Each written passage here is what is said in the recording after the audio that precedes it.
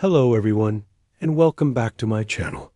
Today, I want to share something a little different, something that's been on my mind for a while now.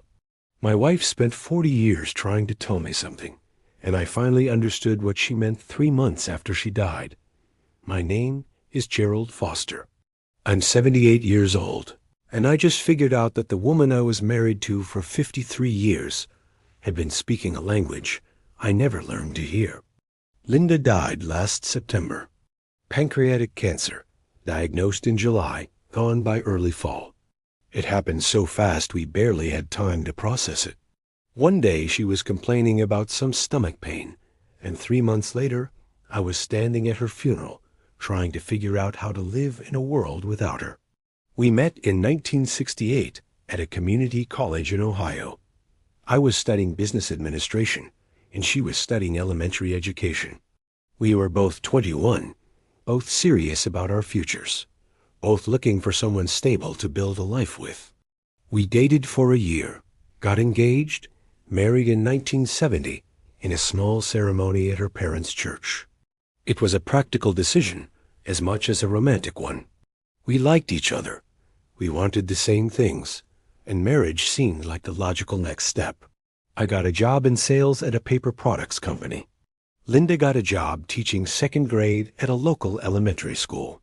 We bought a small house, had our first child in 1973, our second in 1976. Life fell into a comfortable pattern. I worked, she taught and managed the household. We raised our kids, saved money, took modest vacations, did everything you're supposed to do when you're building a stable middle-class life. Linda was a good wife by all the standards I understood at the time.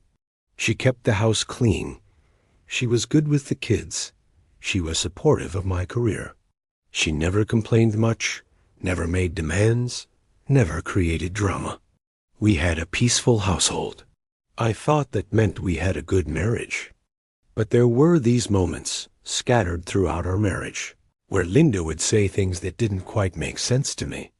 Little comments that seemed to come out of nowhere, that felt like they were pointing to something I wasn't seeing. I'd brush them off or change the subject because I didn't understand what she was getting at, and it seemed easier to just move on than to dig into something that felt confusing. I remember one evening in the early 1980s, we were washing dishes together after dinner. The kids were in bed. It was a quiet, ordinary moment, and Linda said, seemingly out of nowhere, "Do you ever wonder what I'm thinking about?" I said something like, "I assume you're thinking about the dishes, or what we need to get at the grocery store." She laughed, but it wasn't a happy laugh. She said, "Right, the dishes." And then she didn't say anything else. I didn't think much about it at the time. It seemed like a strange question, one of those things women say that men aren't supposed to understand. I figured if she wanted to tell me what she was thinking, she would. I didn't realize she was trying to tell me something important, that she was opening a door, and I was walking right past it. There were other moments like that over the years. Once in the mid-1990s, after the kids had moved out, and it was just the two of us again, we were sitting on the porch on a summer evening. She was reading a book, and I was reading the newspaper. After a while, she put her book down and said, "Gerald, do you know what my favorite color is?" I looked up from my paper and said, "Blue, isn't it?" She shook her head. "No, it's green. It's always been green." Then she picked up her book and kept reading. I felt embarrassed for getting it wrong, but I also felt confused. Why did it matter? What was the point of that question? She'd been telling me for years that blue was her favorite color, or at least that's what I remembered. When had it changed to green? And why was she testing me about it? It felt like one of those trick questions that didn't have a right answer, so I just went back to my newspaper and didn't bring it up again. Looking back now, I can see what she was actually asking. She wasn't testing me. She was trying to tell me that I didn't know her, that after decades of marriage, I couldn't answer a simple question about her preferences because I'd never really paid attention. But I didn't understand that then. I just felt like she was being difficult or moody, and I waited for the moment to pass. The pattern continued for years. Linda would make these comments or ask these questions that seemed designed to point out something I was missing, and I'd respond in whatever way seemed most likely to smooth things over and move on. I thought I was being a good husband by not making a big deal out of these little moments, by not turning them into arguments. I thought maintaining peace meant we were doing well. After Linda died, I spent a lot of time alone in her house, the house we'd lived in for 40 years, surrounded by her things. Our daughter Susan came to help me sort through Linda's belongings, decide what to keep and what to donate. It was painful work, touching her clothes, her books, the little objects she'd collected over a lifetime. In the back of Linda's closet, Susan found a box of journals. I didn't know Linda kept journals. In 53 years of marriage, I'd never seen her writing in a diary or notebook. But here was a box with maybe 20 spiral-bound notebooks, dating back to the early years of our marriage. Susan asked if I wanted to read them, or if we should just put them away. I hesitated. Part of me felt like reading them would be an invasion of Linda's privacy. But another part of me, a stronger part, wanted to know what was in those notebooks. Wanted to understand the woman I'd been married to for more than half my life. I started reading them after Susan went home. I sat in my armchair with a notebook on my lap, reading Linda's handwriting, her private thoughts from decades ago. And with every page, I felt like I was meeting someone I'd never really known. She wrote about feeling lonely in our marriage. Not in a dramatic way, not like she was desperately unhappy, but in this quiet, persistent way that ran through entry after entry over decades. She wrote about trying to have real conversations with me and feeling like I was always somewhere else, always thinking about work or money or the next practical thing that needed to be done.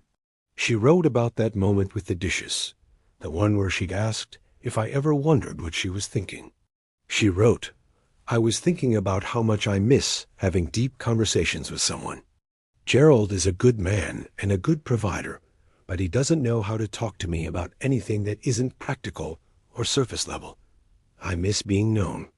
I miss being seen as more than just a wife and mother and household manager." She wrote about the favorite color question too.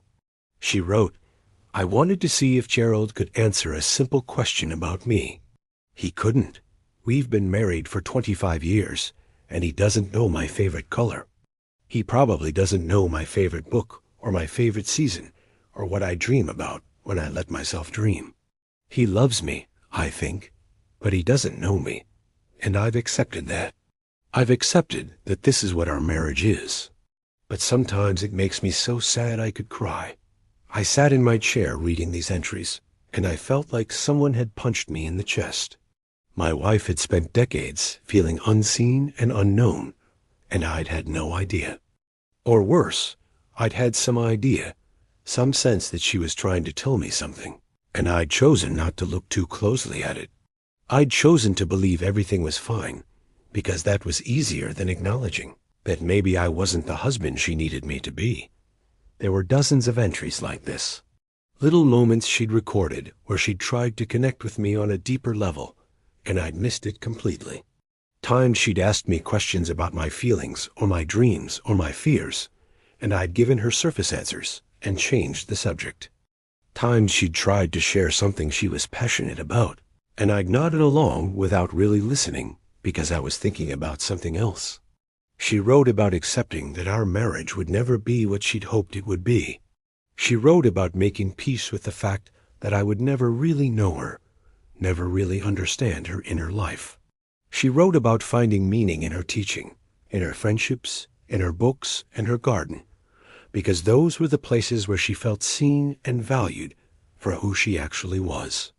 And what broke my heart most was that she wrote about still loving me, despite all of this.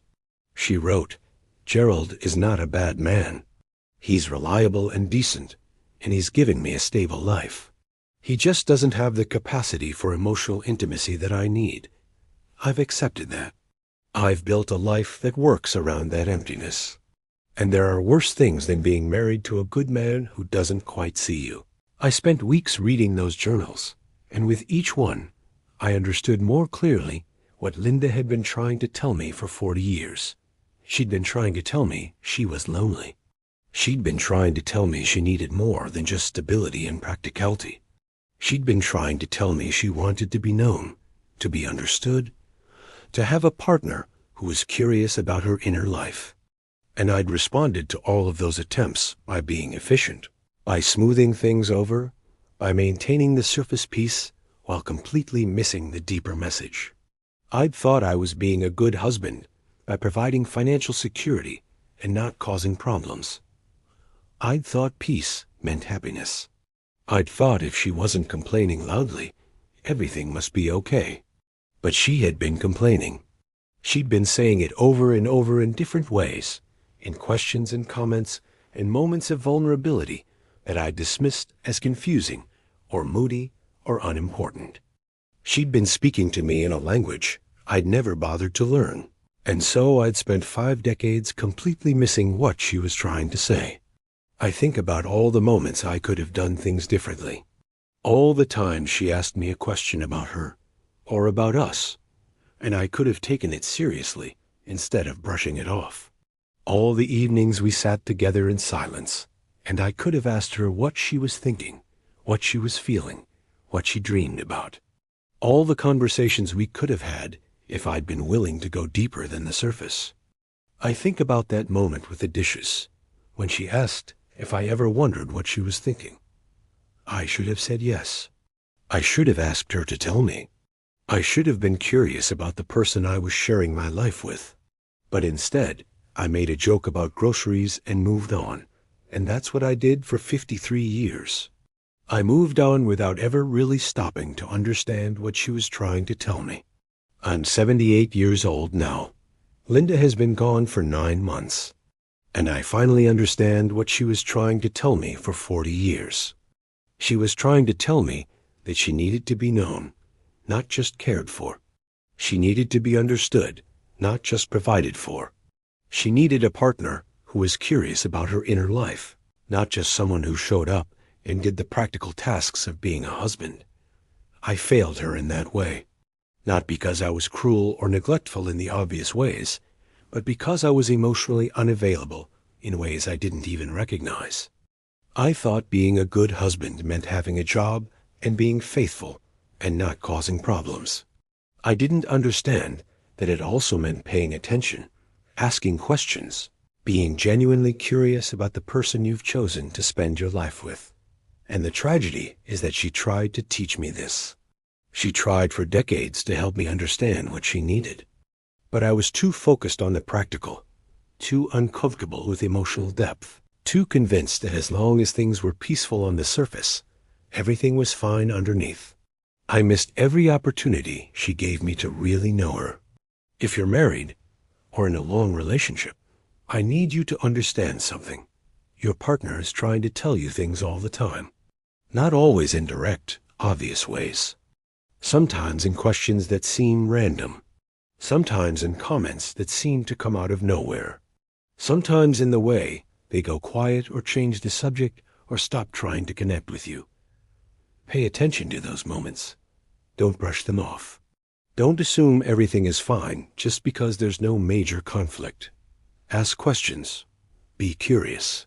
Try to understand the person you're with, not just in terms of what they do or what role they play in your life, but in terms of who they actually are underneath all of that.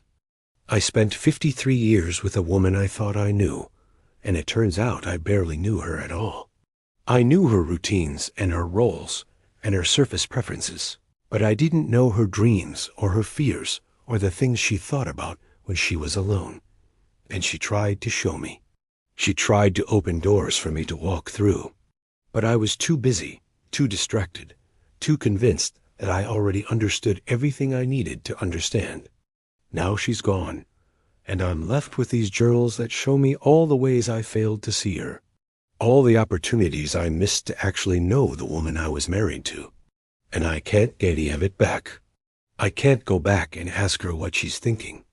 I can't go back and learn her favorite color, her real favorite color. I can't go back and have the conversations we should have been having all along.